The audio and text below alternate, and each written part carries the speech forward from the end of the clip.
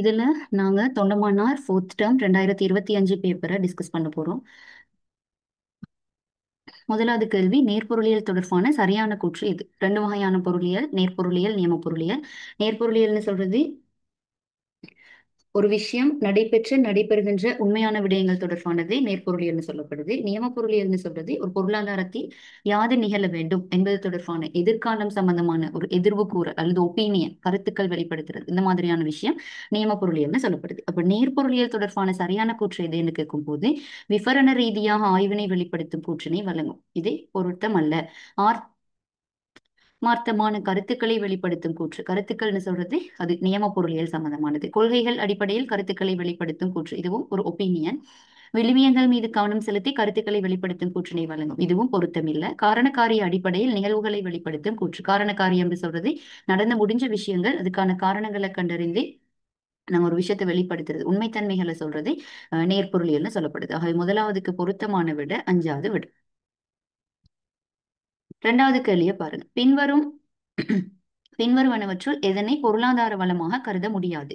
பொருளாதார வளமாக கருத முடியாதுன்னு கேட்டா இவங்க பொருளாதார மல்லா வளத்தை கேட்கிறாங்க. பொருளாதார மல்லா வளம்னு சொல்லும் போது அமையச்செலவற்றது, அருமையற்றதாக காணப்படும். மரக்குற்றி பொருளாதார வளம், மசகு எண்ணெயும் பொருளாதார வளம், கட்டிடம் பொருளாதார வளம், அருமைத்தன்மை காணப்படும். காற்றலை சக்தியும் பொருளாதார வளம். ஆகவே பொருளாதார மல்லா வளத்துக்கு உதாரணம் புவியீர்ப்பு சக்தி. 4வது விட பொருத்தமான விட. மூணாவது கேள்வி, உற்பத்தி இயல்தகவு வலையின் மீதுள்ள ஒரு புள்ளியில் இருந்து மற்றொரு புள்ளியை நோக்கி அசைவானது குறிப்பிடப்படுவது. இதுல எவ்வாறான உற்பத்தி சாத்திய வலை என்று சொல்லப்படுகிறது. மாறா அமைய செலவு கொண்டு உற்பத்தி சாத்திய வலையாகவும் இருக்கலாம், அதிகரித்து செல்லும் உற்பத்தி சாத்திய வலையாக இருக்கலாம், குறைந்து செல்லும் உற்பத்தி சாத்திய வலையாக இருக்கலாம்.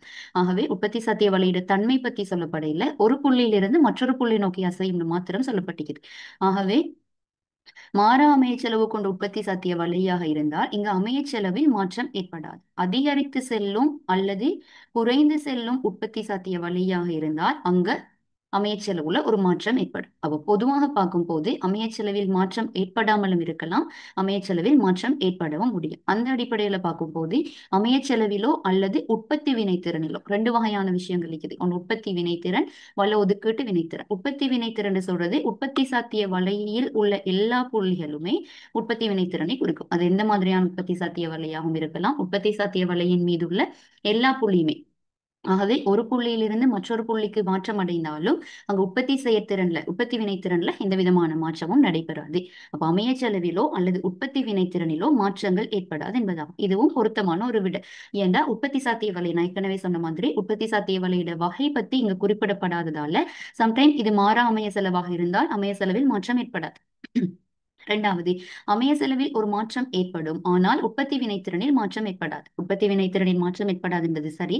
அமைய செலவில் ஒரு மாற்றம் ஏற்படும், அது மாறா அதிகரித்தோ குறைந்து செல்லும் அமைய செலவாகவோ காணப்படுமா இருந்தால் அமைய செலவில் அங்கு ஒரு மாற்றம் கட்டாயம் இடம்பெறும். ஆகவே இரண்டாவது விடையும் பொருத்தமான விடை.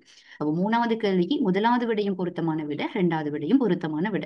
மூணாவது, உற்பத்தி வினைத்திறனில் மாற்றம் ஏற்படும், ஆனால் அமைய செலவில் மாற்றம் ஏற்படாது என்பதாகும். உற்பத்தி வினைத்திறனில் மாற்றம் ஏற்படாது. எந்த ஒரு புள்ளியுமே உற்பத்தி வினைத்திறனை தான் காட்டும். மூணாவது விட பொருத்தம் இல்லை.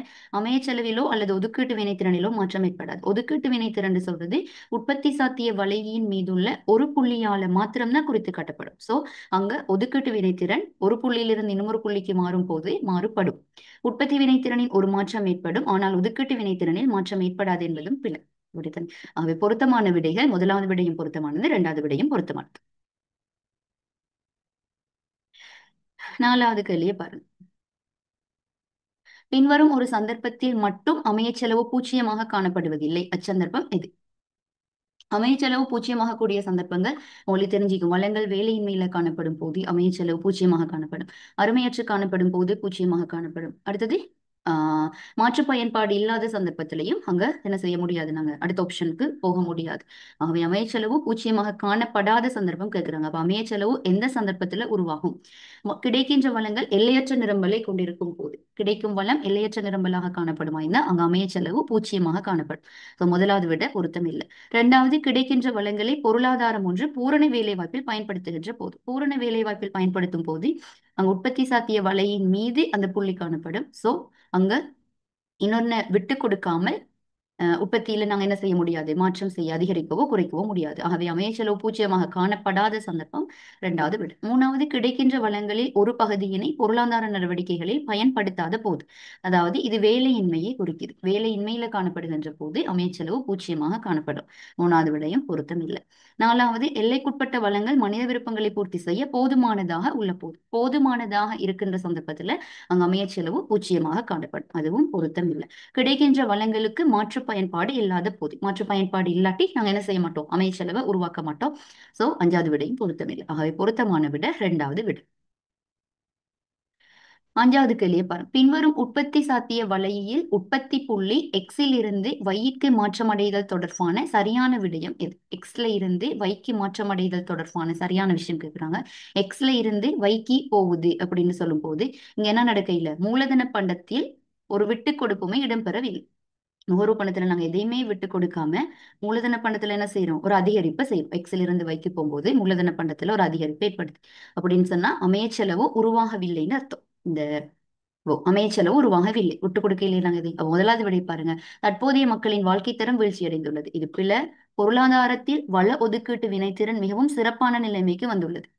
வள ஒதுக்கீடுன்னு எங்களால சொல்ல முடியாது. எல்லை செலவு எல்லை நலன் சம்பந்தமானது வள ஒதுக்கீடு. சோ அதையும் எடுக்க முடியாது. பொருளாதாரத்தின் வேலையின்மை அதிகரித்துள்ளது. வேலையின்மை அதிகரித்தால் உள்ளுள்ள புள்ளி இன்னும் உள்நோக்கி நகரும். சோ மூணாவது விடையும் பொருத்தமில்லை.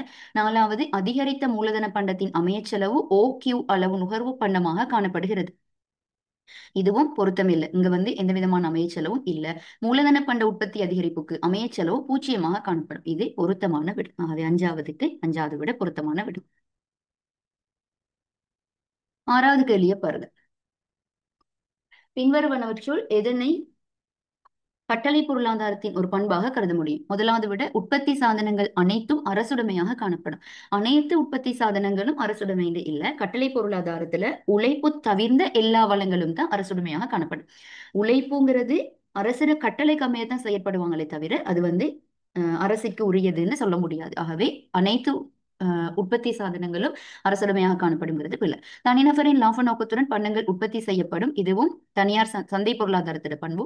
மூணாவது, நிலம், தொழிற்சாலைகள் மற்றும் மூலதனம் போன்ற வளங்கள் அரசுடைமையாக காணப்படும். இது பொருத்தமான விட. தொழிற்சாலையும் மூலதனம் உள்ளுக்கத்தான் வரப்போகுது. சோ இந்த உழைப்பு தவிர்ந்த உற்பத்தி காரணிகள் அரசுடைமையாக காணப்படும். அப்ப மூணாவது விட பொருத்தமான விட. கேள்வி நிரம்பல் சக்திகள் அடிப்படையாக கொண்டு பண்டங்களின் விலை தீர்மானிக்கப்படும். இது கேள்வி நிரம்பல் என்று சொல்றது சந்தை பொருளாதாரம். வருமான சமமின்மையை குறைப்பதற்கு அரசாங்கம் விருத்தி முறையிலான வரி விதிப்பை மேற்கொள்ளும். இது சந்தை பொருளாதாரத்துல அரசு தலையிடுகின்ற முறையாக கன்சிடர் பண்ணப்படும். ஆகவே ஆறாவதுக்கு பொருத்தமான விட மூணாவது விட.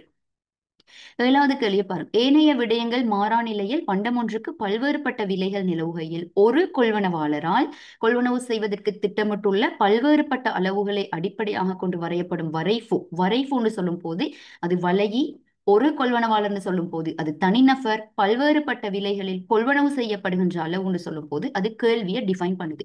சோ ஏனைய விடயம் மாறா நிலையில பல்வேறுபட்ட விலையில ஒரு கொள்வனவாளரால கொள்வனவு செய்யற பல்வேறுபட்ட அளவுகளால வரையப்படுற வரைஃபுன்னு சொல்லும் போது அது தனிநபர் கேள்வி வலையை குறிக்குது.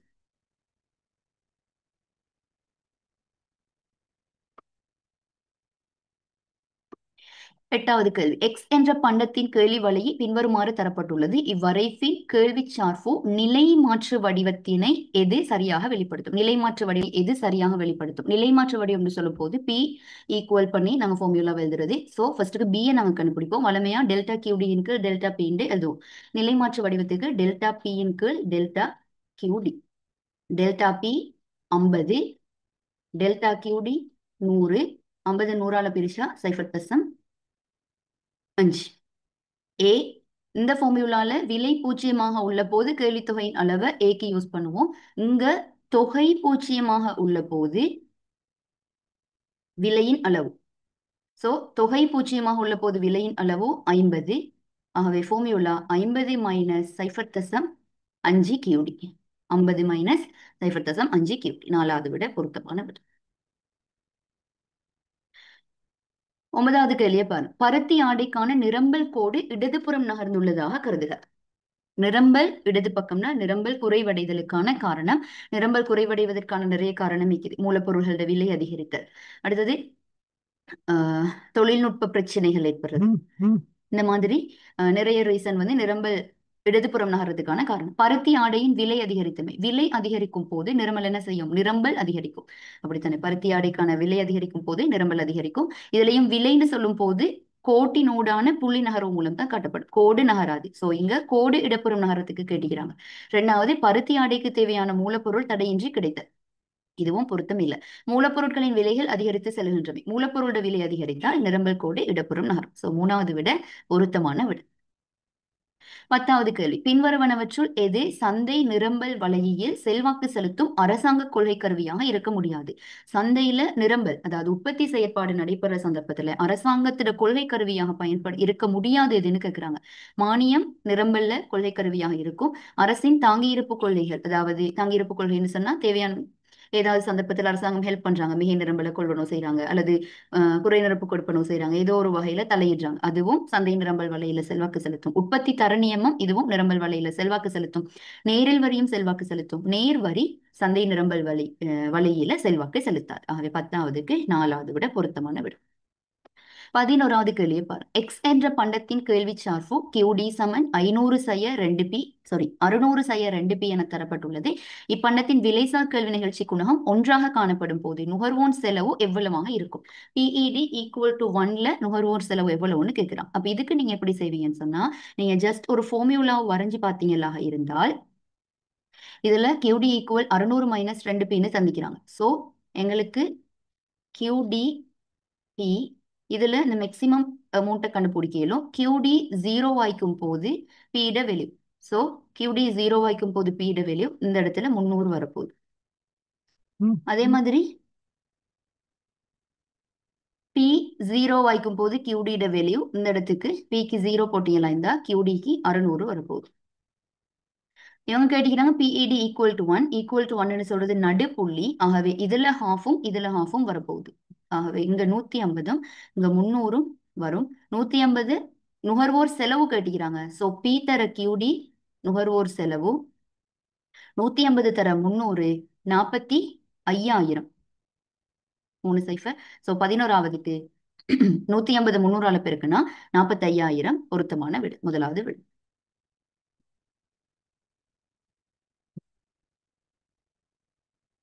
12வது கேள்வி, எக்ஸ் என்ற பண்டத்தின் நிரம்பல் கோடு பின்வருமாறு தரப்பட்டுள்ளது. ஏ என்ற புள்ளியில் விலைசார் நிரம்பல் நிகழ்ச்சியின் பெறுமதி யாது? ஏ என்ற புள்ளியில நிரம்பல் நிகழ்ச்சி.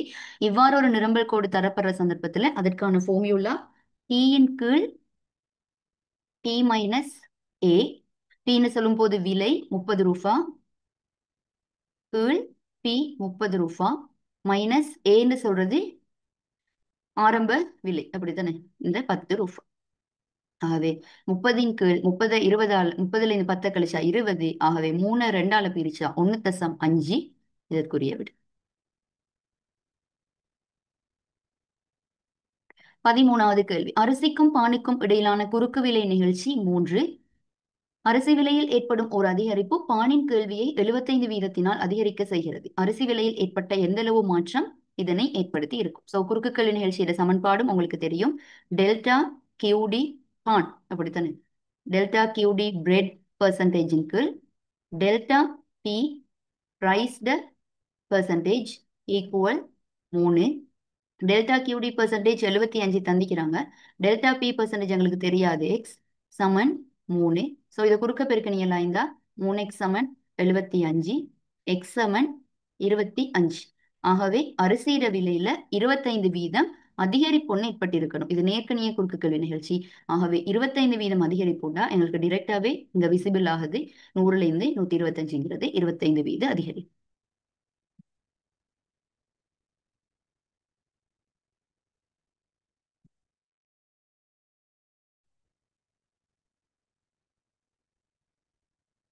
அடுத்தது 14வது கேள்வியை பாருங்க. பின்வரும் வரைபடம் அரிசிக்கான போட்டி சந்தைக்குரியது. அச்சந்தையில் அரிசிக்கான கேள்வி D1 இருந்து D2 ஆக அதிகரிக்க. சோ D1ல இருந்து D2 ஆக அதிகரிக்குது. நிரம்பல் S1 இருந்து S2 ஆக குறைவடைவதாகவும் கருதுக. இம்மாற்றத்தின் ஆரம்ப சந்தை விலையில், ஆரம்ப சந்தை விலைன்னு சொல்றது இந்த 160 ரூபாய். D1ம் S1ம் சந்திக்கிற ஆரம்ப சந்தை விலை இந்த 160 ரூபாய். இந்த 160 ரூபாயில காணப்படும் மிகை கேள்வி அளவு கேட்கிறாங்க. சோ 160 ரூபாயில D2ல உள்ள கேள்வியிட அளவு 300. ஆரம்ப சந்தை விலையில S2ல உள்ள நிரம்பல்ட அளவு 100. சோ கேள்வி 300, நிரம்பல் 100, மிகை கேள்வியிட அளவு 200. இரண்டாவது விட சரியான விட. 15வது கேள்வியை பாருங்க. எக்ஸ் என்ற பண்டத்திற்குரிய கேள்வி நிரம்பல் ஆகிய இரண்டும் 50 வீதத்தால் அப்படின்னா ஒரே அளவுல அதிகரிக்குது. எங்களுக்கு மென்ஷன் பண்ணிக்கிறாங்க 50 வீதம். இம்மாற்றத்தினால் அப்பண்டத்தின் சமநிலை விலை, சமநிலை தொகை, பொருளாதார மிகை என்பவற்றில் ஏற்படும் மாற்றத்தை சரியாக வெளிப்படுத்தும் விடை எது? அப்ப இதுல 50 வீத அதிகரிப்புன்னு எங்களுக்கு மென்ஷன் பண்ணிக்கிறாங்க. சோ கேள்வியும் நிரம்பலும் ஒரே அளவுல அதிகரிக்குது. இது கேள்வி கோடு, இது நிரம்பல் கோடு, இது சமநிலை விலை, இது சமநிலை தொகை. கேள்வியும் அதிகரிக்குது. கேள்வி அதிகரிக்கிற அதே அளவால நிரம்பலும் அதிகரிக்குது. சோ சமநிலை விலையில மாற்றம் ஏற்படாது, மாற்றம் இல்லை. சமநிலை தொகை அதிகரிக்கும். கேள்வி நிரம்பல் ரெண்டுமே அதிகரிக்கும் போது கட்டாயம் பொருளாதார மிகையும் அதிகரிக்கும். ஆகவே 5வது விட பொருத்தமான விட. 16வது கேள்வி. இது ஆல்ரெடி பாஸ் பேப்பர் ஒண்ணுல வந்த கேள்வியும் கூட. நிறைய மாடல் பேப்பர்ஸ்ல போற கேள்வி அல்லது டேர்ம் பேப்பர்ஸ்ல போடுற கேள்வி பாஸ் பேப்பர் கேள்வி தான். நீங்க நிறைய பாஸ் பேப்பரை ப்ராக்டிஸ் பண்ணீங்களாக இருந்தால் உங்களுக்கு டேர்ம் எக்ஸாம் அல்லது ஃபைனல் எக்ஸாமும் செய்யறது ஈஸியா இருக்கும். ஆனை கொய்யா பழங்களின் சந்தையானது ஒரே தடவையில் இரு சம்பவங்களை எதிர்நோக்குவதாக கருதுக. ஆனை கொய்யா பழங்களின் நிரம்பலை பாதிக்கும் கடும் வறட்சி நிலவும் அதே வேளை புற்றுநோயை தடுக்க உதவும் மருத்துவ குணம் ஆனை கொய்யா பழங்களில் உள்ளதாக ஆய்வொன்றில் சுட்டிக்காட்டப்பட்டுள்ளது. அப்போ புற்றுநோயை தடுக்கும் மருத்துவ குணம் ஈக்கும் போது டிமாண்ட் இன்க்ரீஸ் ஆகும். பட் நிரம்பலை பாதிக்கும் வறட்சி நிலவும் போது சப்ளை டிக்ரீஸ் ஆகும். ஆனைக்கொய்யா பழச்சந்தையின் சமநிலை விலை மற்றும் சமநிலை தொகையில் எவ்வாறு தாக்கம் செலுத்தும்? அப்போ நாங்க இத கிராஃப்ல எந்த அளவு ஒண்ணு மேல தந்த கேள்வியில எங்களுக்கு 50 வீதத்தால் அதிகரிக்கும்னு மென்ஷன் பண்ணியிருந்தாங்க. பட் இந்த கேள்வியில அப்படி மென்ஷன் பண்ணிடல. சோ சமநிலை விலை, இது சமநிலை தொகை. கேள்வி அதிகரிக்குது, நிரம்பல் குறைவடையுது. ஒரே அளவால மாற்றம் நடைபெற்றால் சமநிலை தொகை மாறாது, சமநிலை விலை அதிகரிக்கும். சம்டைம் கூடுதலா குறைவாக நடைபெறலாம். இது கேள்வி கோடு, இது நிரம்பல் கோடு. கேள்வி நிறைய அதிகரிச்சு நிரம்பல் கொஞ்சம் அதிகரிக்கும் போது இங்க என்ன நடக்குது? சமநிலை தொகை அதிகரிக்குது, சமநிலை விலையில் அதிகரிப்பு தான் ஏற்படுது. சில சந்தர்ப்பத்துல இது கேள்வி கோடு, இது நிரம்பல் கோடு, இது சமநிலை விலை, இது சமநிலை தொகை. கேள்வி கொஞ்சம் அதிகரிக்குது, நிரம்பல் நிறைய குறைவடையும் போது அங்க சமநிலை தொகை குறைவடைந்து சமநிலை விலை அதிகரிக்குது. ஆகவே சமநிலை விலை அதிகரிக்கும், சமநிலை தொகையை பத்தி எங்களுக்கு நிச்சயமாக கூற முடியாது. ஆகவே பொருத்தமான விட 4வது விட.